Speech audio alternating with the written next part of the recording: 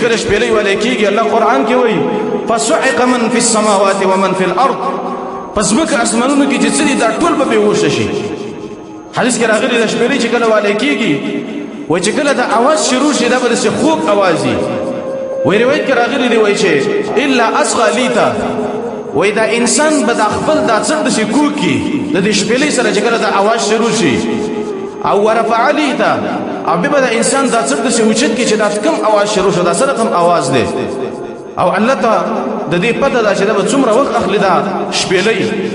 وایي دا شپېلۍ به شروع شي وایي د انسانانو باندې به هیبت راشي او داسې هیبت به راشي چې د انسانانو نه به زړونه وځي انسانان به مړه شي. او حدیث کې راغلی دی اول چې دا شپېلۍ اوري هغه خلک به اوري چې هغې اوښان خړوبوي نو دغه خلک به دا شپېلۍ واوري او د هغې نه پس به هغه خلک اوري چې دوه کسان او د جامو والی د کپړو والی دا جامه به داسې خوره کړي او په دې کې به دی بخبل مابین کې دا جامه په دې باندې خرڅوي دا جامه به خوره کړي او دا شپېلۍ اواز به شروع شي او خلک به ډوډۍ خوري او د شپېلۍ اواز به شروع شي. د انسانان به مړه شي د دې هیبت د وجې نه. ملائک څومره قوي مخلوق دی ملائک به هم د دې شپېلۍ د وجې نه او د هیبت د وجې نه هغوی به مړه شي.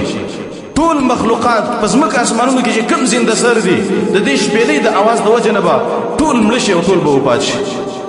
صرف اسرافیل علیه السلام به پاتې شي.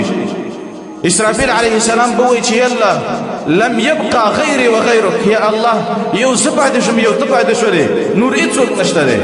وی الله رب العالمین به اسرافیل علیه السلام ته وایي چې موږ تم مړ شه وایي آخر به اسرافیل علیه السلام هم مړ شي. ټول انسانان زنده سر په دنیا کې او په اسمانونو کې دا ټول به ختم شي صرف یو الله رب العالمین به پاتې شي. قرآن کې الله د هغې نه تعبیر کړی کل من علیها فان په دې مخ د ځمکه چې کوم زنده سر دی دا به ټول ختم شي.